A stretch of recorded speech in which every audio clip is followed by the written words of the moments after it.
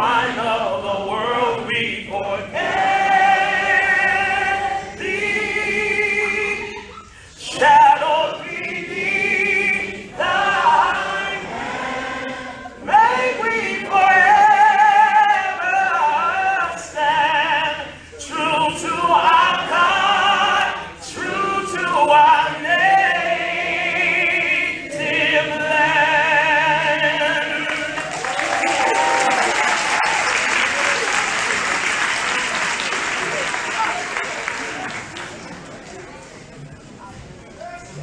I'd like to welcome the Embry family to the introduction of our speaker.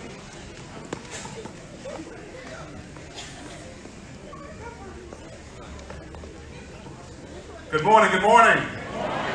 How's everybody doing? Oh, they're beautiful faces. It's going to be a hard one for me. You just got to understand. This was a special one. All right, all right. I'm missing one more, but she's going to be all right. Love you, Mia. This is my daughter, Soraya, and we are going to introduce this particular speaker.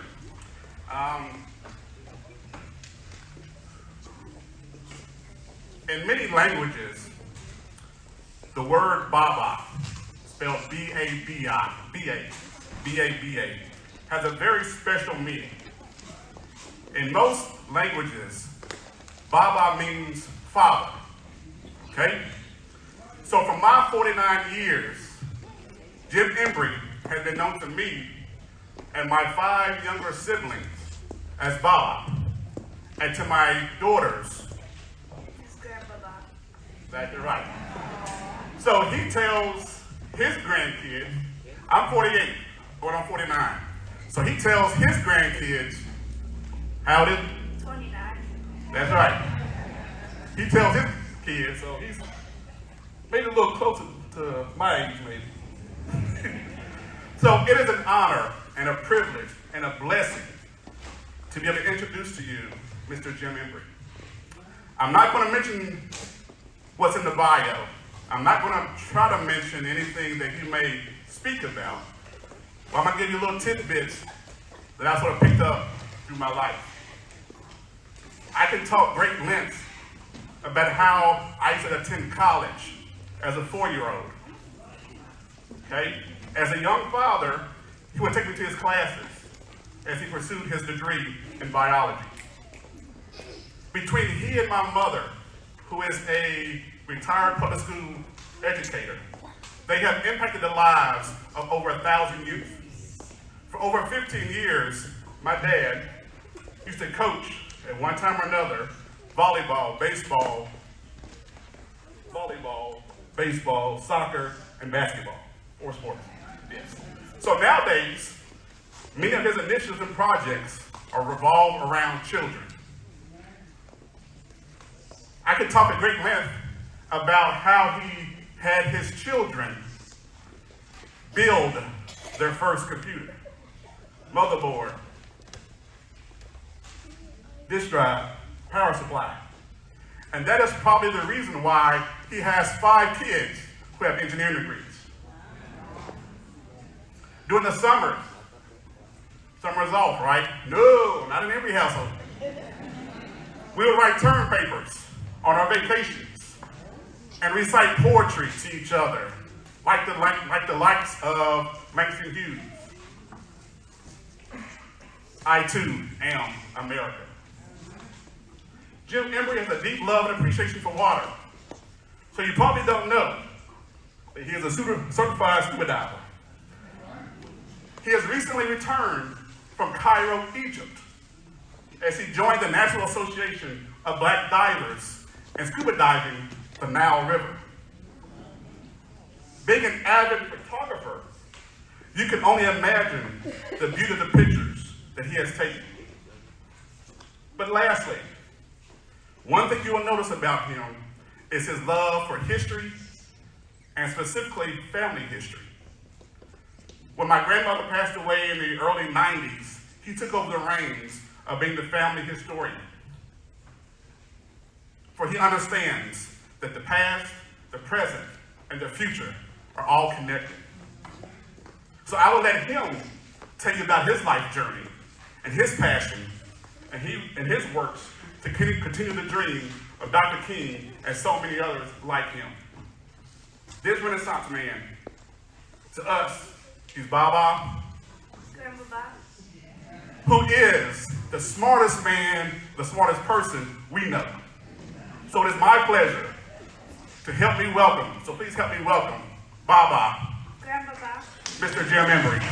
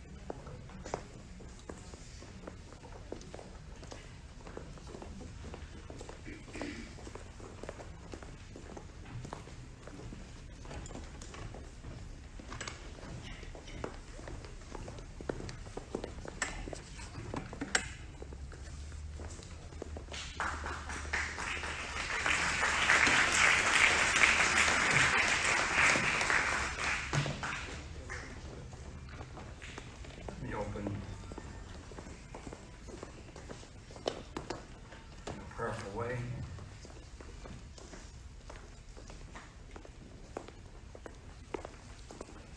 Asking that the divine spirit that loves us can guide my words this morning. Asking that all of our ancestral spirits can inspire my thoughts today. And as importantly, I ask that the spirit of those yet to be born will come and sit with us and challenge us today. Amen.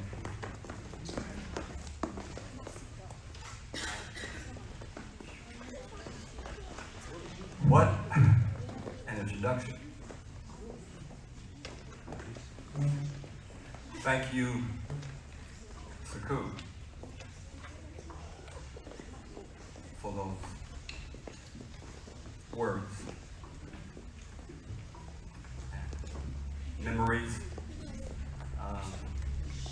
You know, when Siku's mom and I, Deborah, he was our firstborn, were giving names. We had some help from friends from Nigeria, in East Africa. So his name is Kamada Siku, which means in Kiswahili, it means seize the day, seize the time. It means like, we expect you to take care of some business.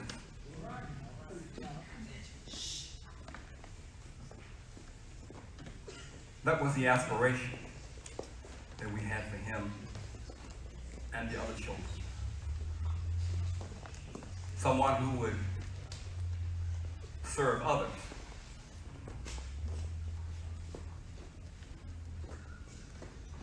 A man who would be a good person. A good husband. A good father. A good church member. A good workmate. And so on. And he's done just that.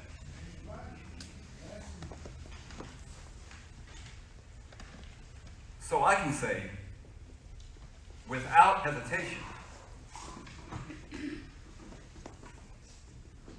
that Siku has delivered on the promise of our dream as parents.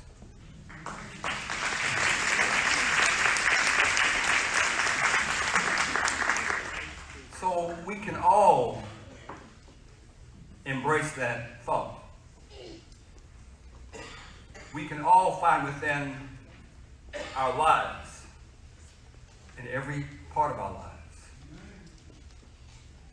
this aspect of delivering on the promises of dreams. So I want to call out Brother Pastor Antonio Johnson and give a warm thank you for allowing me to be here at Bethel Baptist Church. I want to thank all of the Bethel family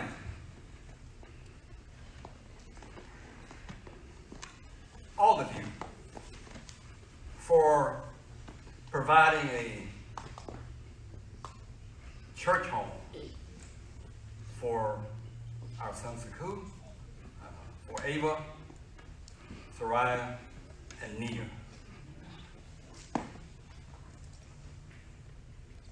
We are exceedingly grateful. I'd like to also thank our trailblazers, Alexis and River, for allowing me to be here today and be a part of this event, the 16th annual Community Prayer Breakfast, and to be amongst some young people who are delivering on the promise.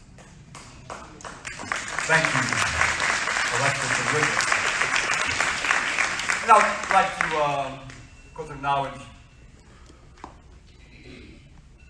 the various mayors and city council people who are here, and for your leadership.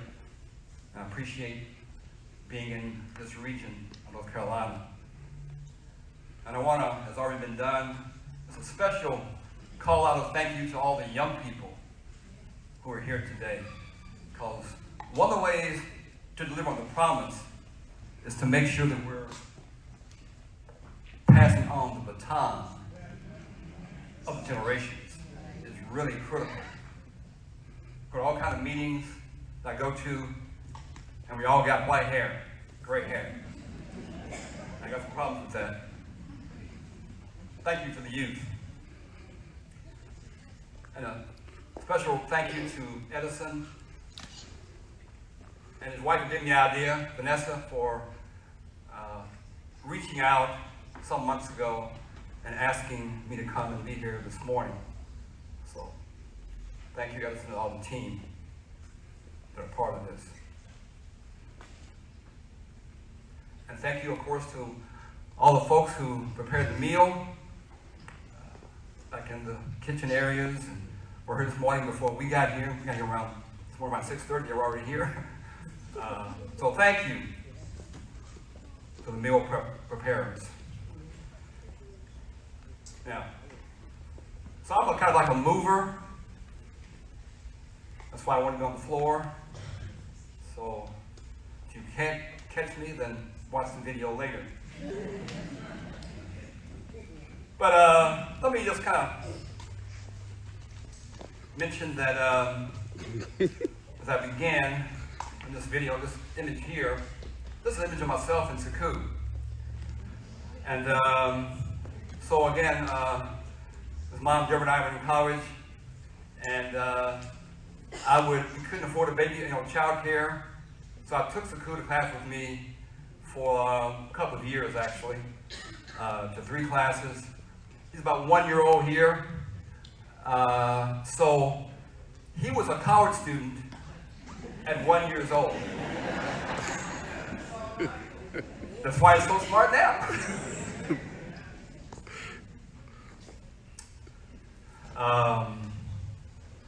As a matter of fact, this image was in the student newspaper.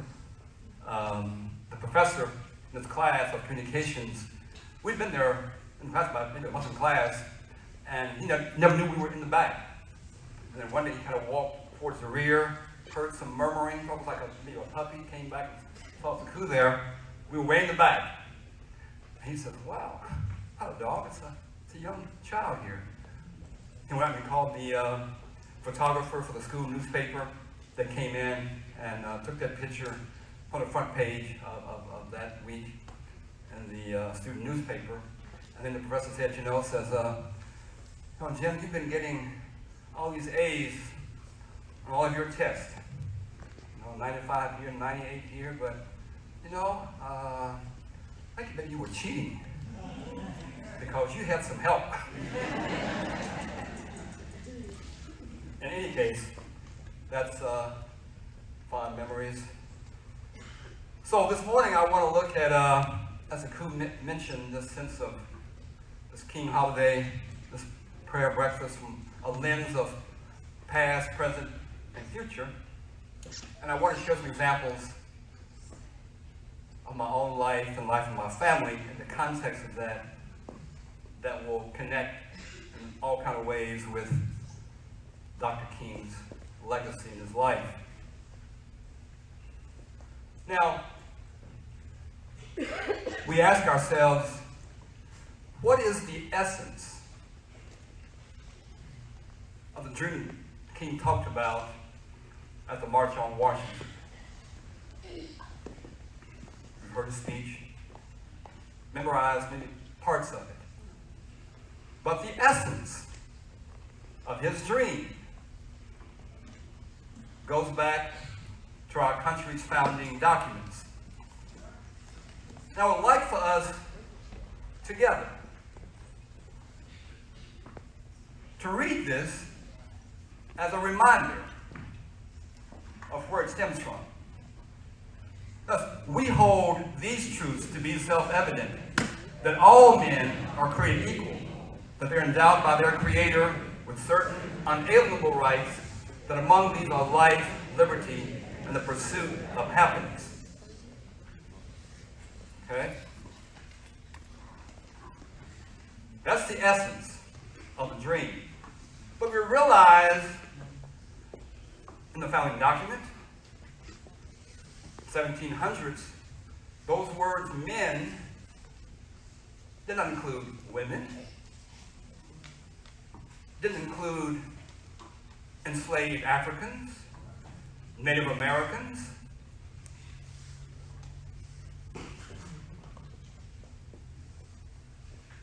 So, delivering on the dream has been our work for 250 years.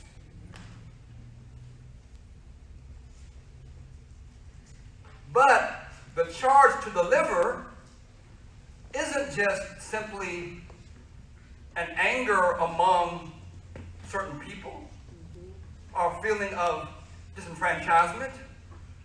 The right to deliver is in the document. Once again, if we can, let's read it together. Remind ourselves where it comes from. That whenever any form of government becomes destructive of these ends, it is the right, it is the people to alter or to abolish it and institute new government by independence.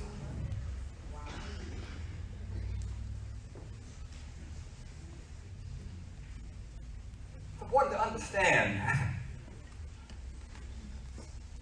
the dream and the right to deliver on the promise. Now, but how do we go about every day being a part of this effort within America to make the dream true reality for all of us? How do we do that? Well, in my view, it's kind of simple.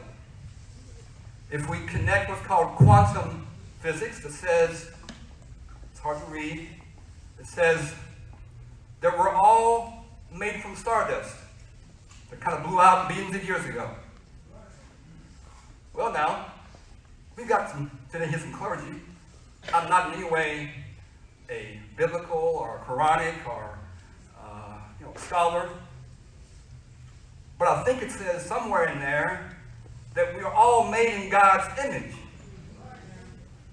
Y'all correct me if I'm wrong. Which means then that we're all divine lights. And our simple task is to bring light in and do what with it? Send light out. So, when I'm kind of feeling stressful, a little bit, anxious or frustrated, you know what I do? Kind of like Christ before crucifixion. I'm not a scholar now, so I get things confused sometimes. But I thought he went into a garden and tried to collect his thoughts during that time of anxiety. So what I do sometimes, I kind of go into a place, or maybe out loud, and I'll say, "This little light of mine, I'm gonna let it shine. This little light of mine, I'm gonna let it shine." So part of our work is to tell the young people, in particular, that you are a divine light. Let your light shine. Those are ways to deliver on the promise of the dream.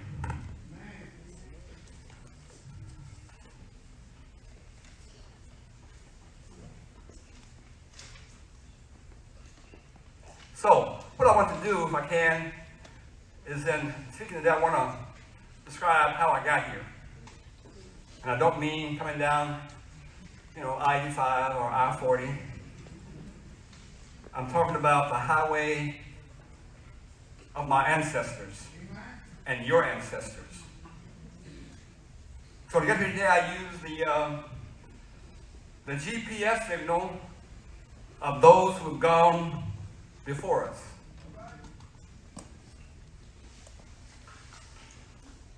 My journey, and the journey for many of us, took a critical turn around the Civil War. Especially when some 200,000 men and women decided, upon the invitation from the president, to deliver on the promise.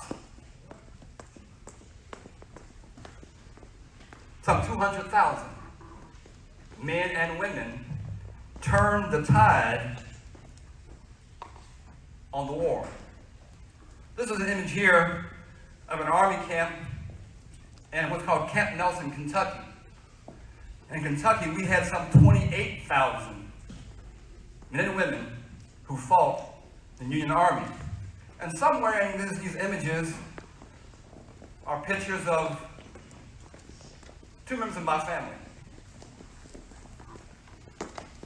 who fought with what's called the U.S. colored troops. On my mom's side, we had Jackson Ballou, who was my great-great-grandfather, and his brother, George Ballou, fought in the Civil War. Jackson Ballou died early in the war in Kentucky. His brother, George, went on to the military campaigns in Virginia. If you read the history of this 114th Regiment, you'll see that they were the regiment, among several others, that helped defeat Lee in an important battle. And this regiment was at Appomattox when Lee surrendered. I I imagine most all of us have a similar journey on this highway of folks involved in some way in the Civil War. So again, Jackson, who was my great-great-grandfather, died in the Civil War. But he had a wife and 6 kids. This here is not an image of them, but it's how they might have looked if a photo was taken of Jackson, his wife Elizabeth, and their 6 kids. How they might have looked. But again, Jackson died in the war. At Camp Nelson, it wasn't just an army camp for soldiers. Wives, children, grandparents, cousins, all kind of folk came there for safety and for a step into freedom.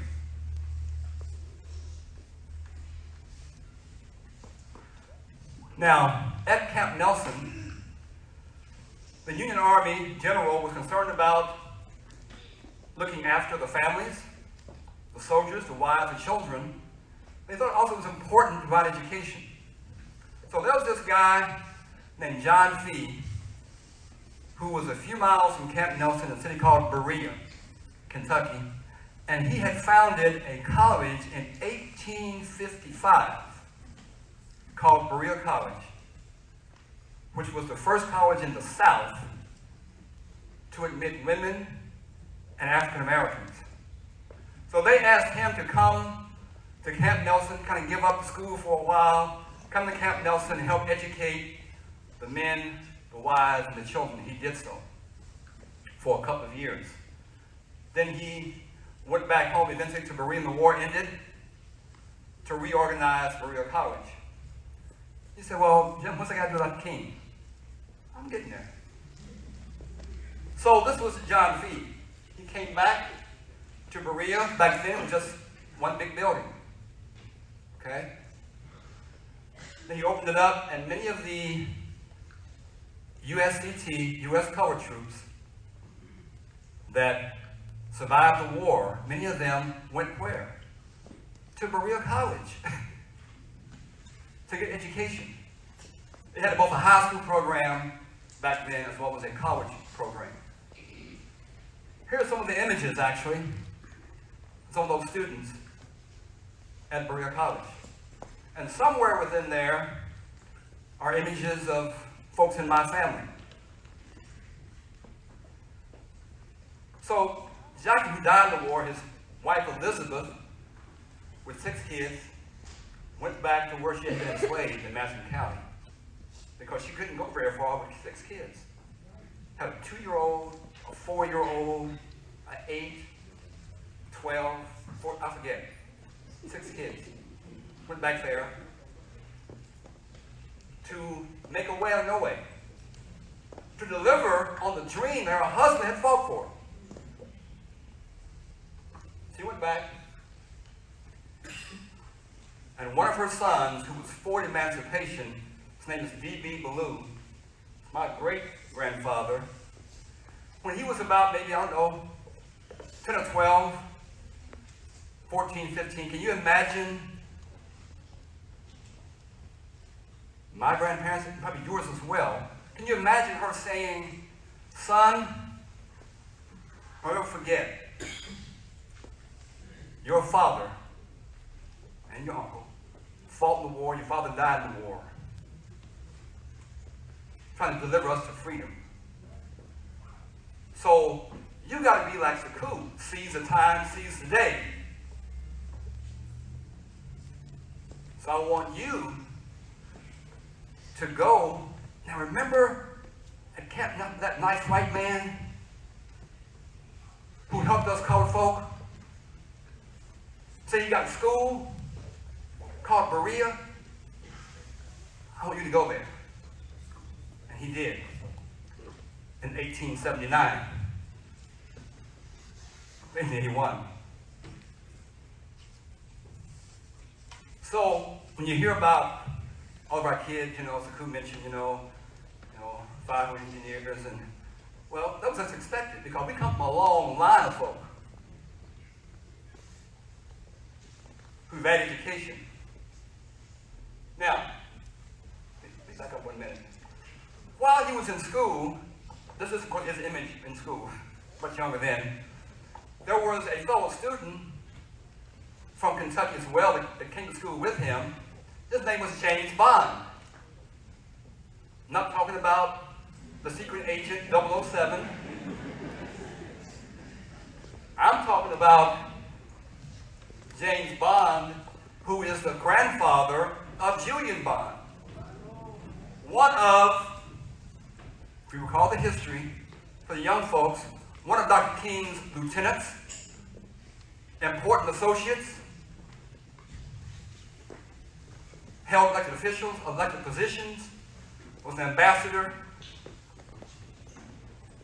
This young man was also at Berea College.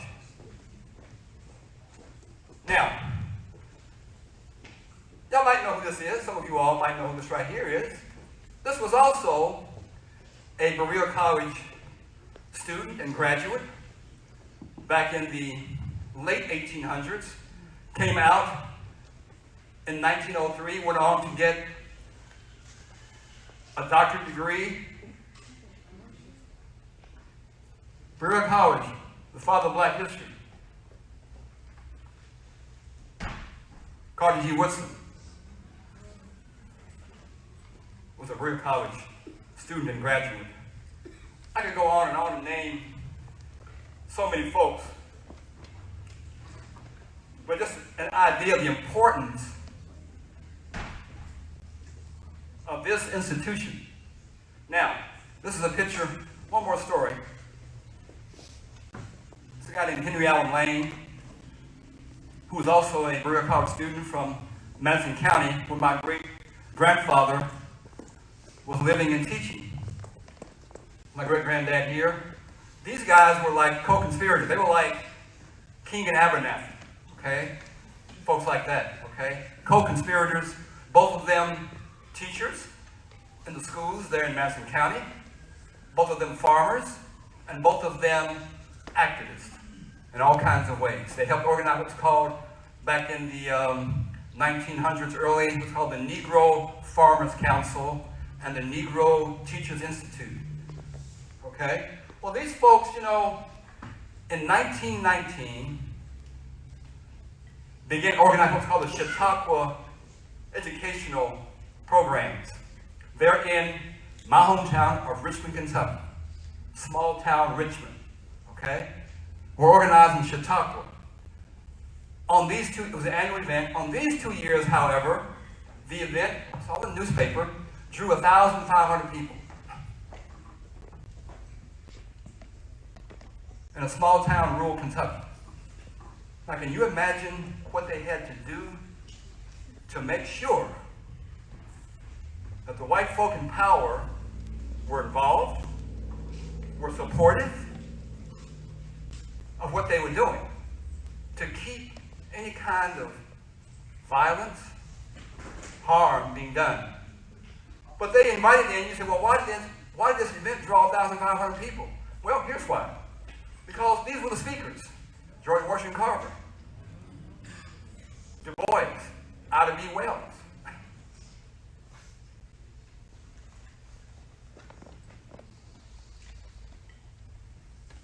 So these were the speakers at that event. So when you ask, well, how did Jim Embry get to Kannapolis? Help you understand this journey. So here's a picture again of my great-grandfather. On the left is my mother, Jean. And my mother grew up about where I live at now with her parents, her siblings, and her grandparents, which was D.B. and Senia Ballou. She grew up with them on a small farm, and she tells me the story that in her early teen years, maybe 11, 12, 13, she would ride with her grandfather on a Saturday morning, like today, on a Saturday morning from their farm to the city of Richmond, to maybe buy a few things for the family. And she said, didn't happen every Saturday, but it happened enough times where it impacted her. She said, well, we'd be riding the bus along the way, and the bus would fill up, as buses do, okay? And really, it would fill up with people. And then they were asked to do what? Would you please give me your seat? And get up? Because bus is full now, and the white folks getting on get first priority. My mom said, every time it happened, my granddad would ask the person who got on, what did you pay to get on? Oh, I paid a nickel. I did too.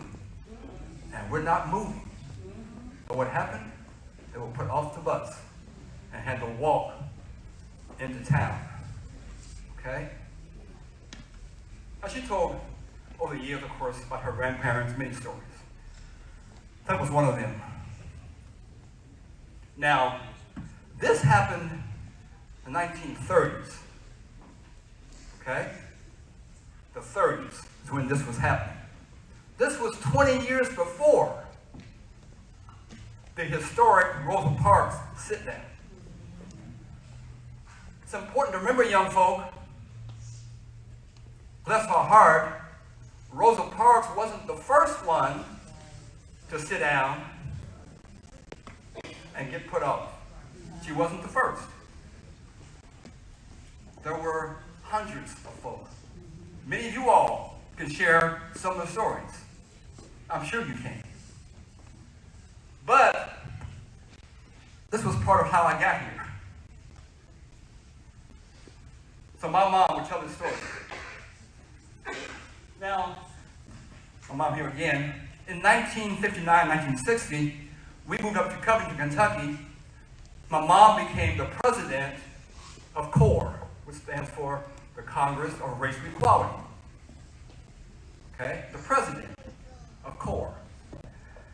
And my mom thought, well, when I was young, 10, 12, I was being put off of buses and other things as well, I'm sure.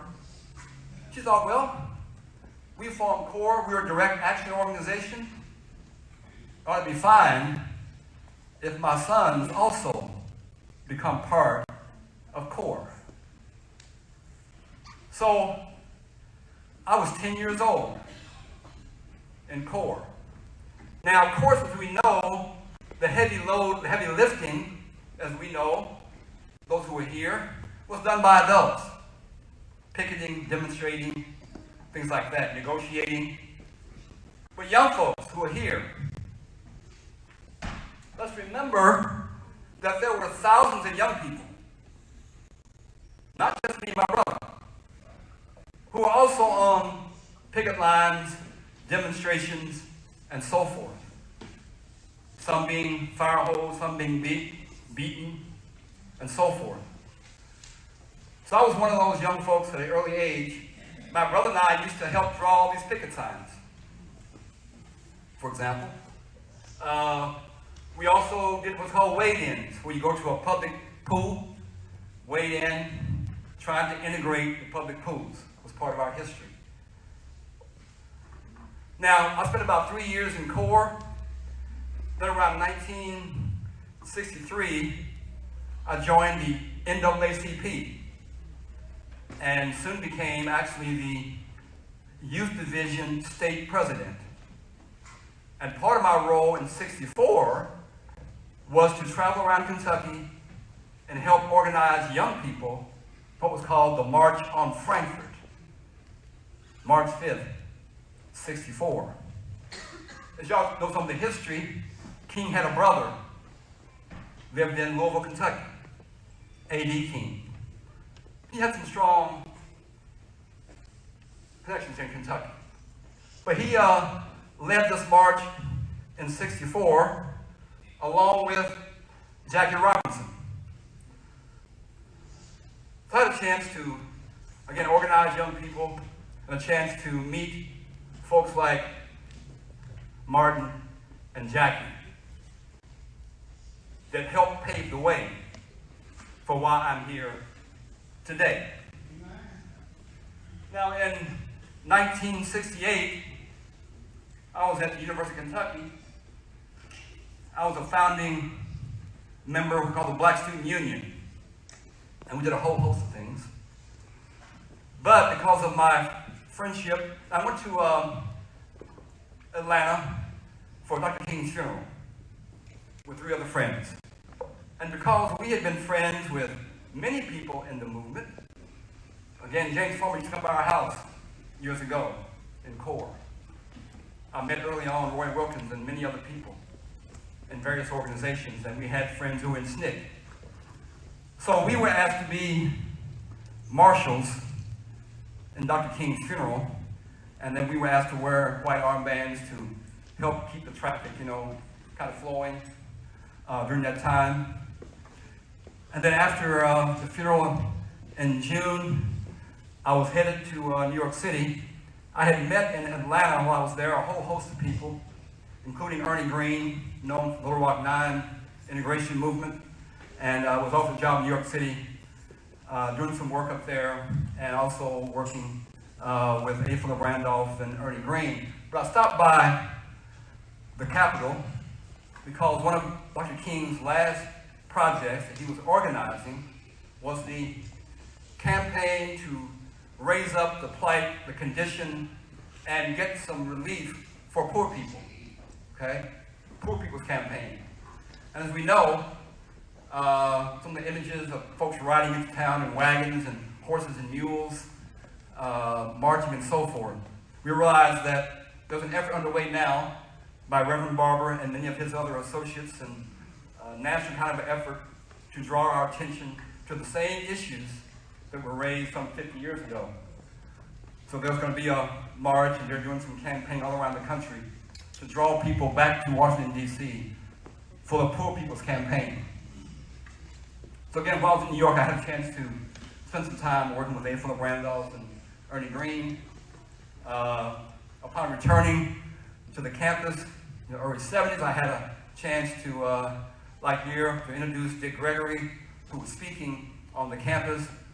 We became friends and did a whole host of things, and he introduced me to adopting what's called a plant-based diet and the idea of fasting. And I understand that Pastor Johnson has the church on a fast, okay, going on about right now. But I want us to kind of remember that fasting is also a spiritual practice, okay? And there is in the Bible, and I get things quoted all wrong, there was something about, Christ and the devil, and Christ fasting 40 days and 40 nights. I've gone about 6 weeks on water. I've helped other people go as long as 2 or 3 months, actually. So I applaud the pastor and leadership for guiding folk on a fast. Because in the morning, what do? We break our fast. Breakfast is breaking your fast. And part of my ability, this is for a long time, okay? I'm getting 10 years old. I tell the young people, I'm pretty old. See all this gray hair I got? I want to borrow some of yours. I'm back with the dinosaurs, okay? Okay? Been there for a long time, done all kinds of things. But Dick Gregory said, Jim, if you want to deliver on the promise of the dream for a long time and feel good every day, okay? Feel good every day and can work every day. Outwork folk every day. Said, do these things. Take time, he said. He was at that time, the Vietnam War was going on, and his fasting was about the Vietnam War. So take time for prayer and fasting, exercise a lot, plant-based diet, eat good food. Now, I'm a witness to what he said. Here's some of his books he talked about, but he and I were friends for many years, and Bob Dick Gregory died, a couple years ago. Early in my college days as well, Deborah and I became closely aligned with Jimmy and Grace Lee Boggs, who were an activist couple who were good friends with many people, Kwame Nkrumah, Malcolm X, Dr. King, and so forth. And about 40 years of organizational connection with Jimmy and Grace. In the year 2000, as we formed what's called the Boggs Center, I moved to Detroit in the year 2000 and became the director of the Boggs Center about 5 years. And I worked very closely during those years, of course, with Grace Boggs and Rosa Parks. If you understand some of the history of her, you know her husband moved to Detroit. Okay? And she was an important elder in the Detroit movement. So I was blessed to work with these dynamic women there in Detroit. While I was there, I did a whole host of things with all kinds of people. I was involved in both the youth leadership in Detroit, what was called Detroit Summer. And while I was there, we were always getting attention to things happening in Detroit for the activism and things around urban ag. So now, do y'all see Siku up here? Neither do I, because he was behind the camera. He was behind the camera. He was there that weekend. I called, I think about a week before. I said, Siku. He said, yeah, what's up, Bubba? I said, man, I'm going to come to Detroit this weekend. I got a friend of mine who's going to fly in and do a few things. He said, well, who? I said, Danny Glover. He says, oh, man, you. I said, oh, man, I'm straight up, okay? Well, he came to Detroit, really great time. And one of our signature programs that we were involved with was what's called the Catherine Ferguson Academy, which was a school for teen mothers and their children. A good friend of mine was a principal, some good friends of mine were teachers there, and so forth. And I was there every week doing a whole variety of things. But they were trying to address this question of the dreams being deferred. If you're a young teen mom, and you might have, before 18, multiple children, and how that impacts community life. So a visionary principal had an idea of having a school that was just young women who were young moms and their children grew up, running a farm. Okay? We recognize now the value of what's now called therapeutic horticulture and working with the land and the soil. This school had a 99% rate of graduation, 90% going on to post-secondary, and an 80% no second pregnancy. Okay? Okay? I came back to Lexington in 2005. I work a lot with local government, state government, federal government, all kinds of folks, school systems, jails, prisons. But I was trying to encourage our school superintendent and school board to adopt an idea of a high school ag program. They couldn't quite get it for many years, but about 5 years ago in Lexington, they started a high school ag program at the high school level. So young folks can study food systems, ag, and things like that. But the idea came from Detroit. Also, while I was there, I had the blessing to meet numerous times with Ruby D. and Ossie Davis. This is a picture of Ossie with the principal next to him, some of the students at the school. The young women built this barn, okay, that kind of thing. So some of the activities. My last year up there, the Nobel Peace Committee came over. They heard about the school, were inspired, want to come and visit. We gave a great tour. They gave the school some money to put on the barn a windmill and a solar collector, the Nobel Peace Committee. So, again, I have done, over the years, a whole variety of things. And I will keep doing a whole whole variety of things.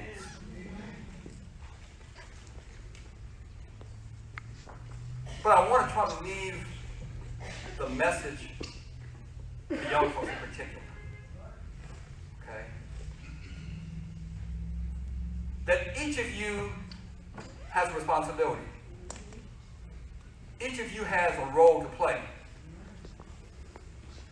Each of you has a destiny on this journey of how we've been delivering the promises, in America in particular, for all these years.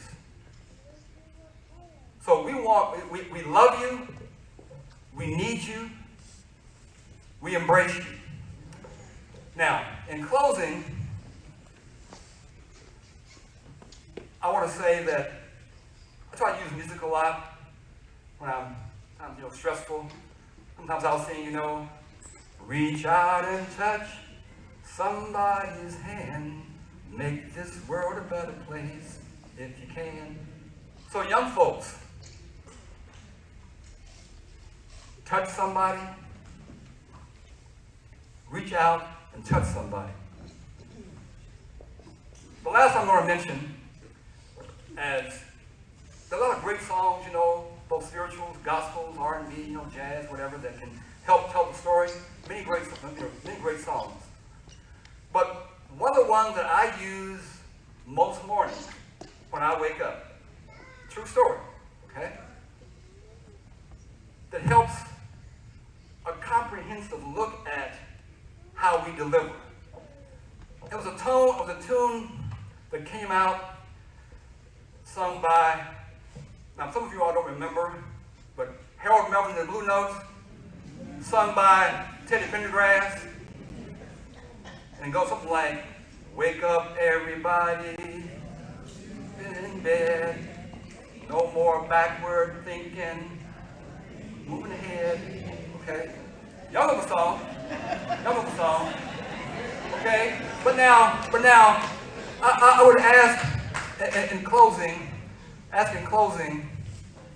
older folk, grab some young folks and have them sit down with you and play this song. There's some great visuals online on YouTube with some great imagery of families and waking up and children holding hands, okay? Because young folks today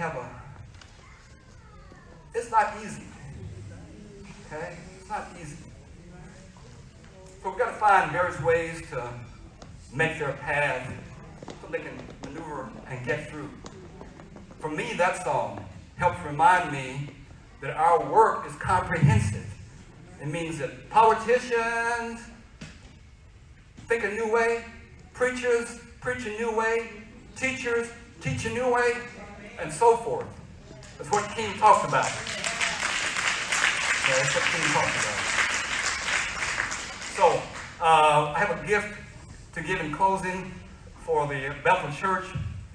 I do all kinds of work around sustainable communities, pollinators, biodiversity, and I have some seeds here. It appeared to me that somewhere around the church grounds there might be a need for a few flowers and a few things like that. You all went up to the Ark a couple years ago, Ark Encounter, and in my view, the story of Noah is a reminder of God to say, God says, I need some Noahs in 2020. Okay? I'm a Noah. We need some Noahs who want to protect God's dream of a great diversity, not just people, human people. God's dream was a great diversity of the animal people, the plant people, the water people, the air people, the rock people. That was God's dream. So I suggest that as a response to your trip to the Ark Encounter, to make these church grounds, make your homes, make your businesses represent what God was trying to protect. Thank you all. Love you all.